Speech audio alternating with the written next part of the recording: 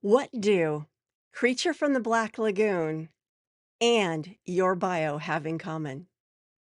You might be surprised to find out a lot more than you think. Because if your brilliance is hiding in the murk of a mediocre bio, if your bio is giving off B movie vibes, you could be accidentally misunderstood, ignored, or worse, repelling your ideal clients. So today, inspired by the classic Universal film Creature from the Black Lagoon, I'm going to be sharing with you 5 Lagoon to LinkedIn thought leadership bio wins and how you can have them too.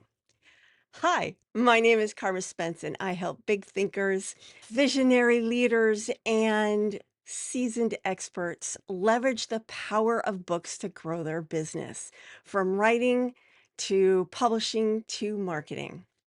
And I do it with gamification and the assistance of AIs so that it is fun and much more fast than if you did it without those tools.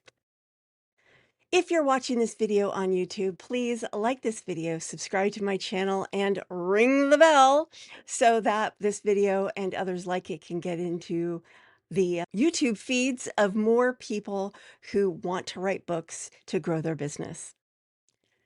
So let's get to it. Ooh, that's my fish imitation.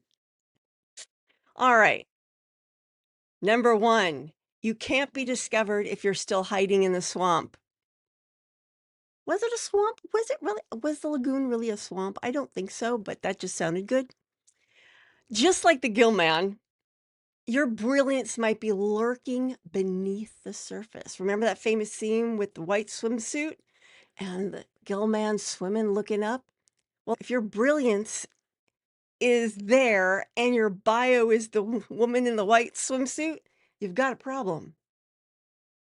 You've got a problem. So, what you want to do instead is have a clear client facing bio that drags it into the daylight where the speaking gigs live, right? So, you want that bio to be so crystal clear that when people read it, they understand who you serve and how you serve them. Number 2, no more murky messaging. A vague or overly mystical bio, because I've seen those where you're like, I don't even know what this person's talking about, let alone who she is, what she does, or who she serves. If your bio is vague like that, if the messaging is murky, it's like peering through swamp fog. A sharp, strategic bio clarifies who you help and the transformation you offer. No scuba gear required. Number 3, visibility without the villain edit. The gill man wasn't evil. He was just misunderstood, like so many monsters. Remember King Kong? King Kong was also quite misunderstood, although he was rather large too, so it's easy to have that happen. Same goes for coaches and muddled bios. A great bio reframes your expertise so that the audience sees your true intentions and value. Don't be a gill man. Don't be misunderstood. Make sure that your bio is clear. Now, if you're finding these tips helpful, I can help you go one step further. Not only can your bio be clear and communicate the transformation that you offer, it can also evoke emotion through the mythic structure of the hero's journey. And this August 30th, Saturday, August 30th, I am going to be taking 15 brave individuals through the process I use to create a mythic bio. In fact, if you look down at the bottom of my podcast pages now, you will see a sample of what a mythic bio can look like.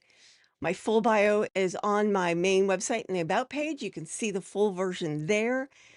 Once you have the full version, you can then start pulling out the pieces that are pertinent and proliferate it across the internet. And I'll be showing you how to do that. If you're interested in that bio workshop, it's only $100. You can go get it here at carmaspence.com/mythic bio. carmaspence.com/mythic bio. Let's get back to the last two tips. Number 4, the wrong bio keeps you in a B movie career. That's what you want, right? No, that's not what you want. Harsh but true. If your bio reads like a template, you'll get template results. The right one elevates you from forgettable to featured guest. It draws in people so that they're like, wow, this person's cool. And number 5, big wins need a great introduction. Every epic journey starts with a character intro. Your bio is that moment for you. The first impression that either sells the plot or sends people scrolling. Make your bio count. Again, the basics are it needs to be clear who you are, who you serve, how you serve them.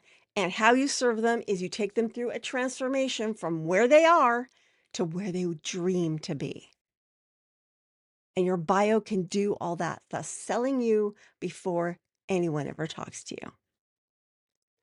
This is Carma Spence. I will be back next week with more good stuff. But for now, I'm saying ciao. Bloopers! You're catching me trying to get this without. There's no way to do it. There's no way to do it. Good morning. And welcome to Coffee with Karma. Cheers. Actually, I don't know why I'm saying cheers. You never say that with coffee. Or do you? Do you say cheers with coffee?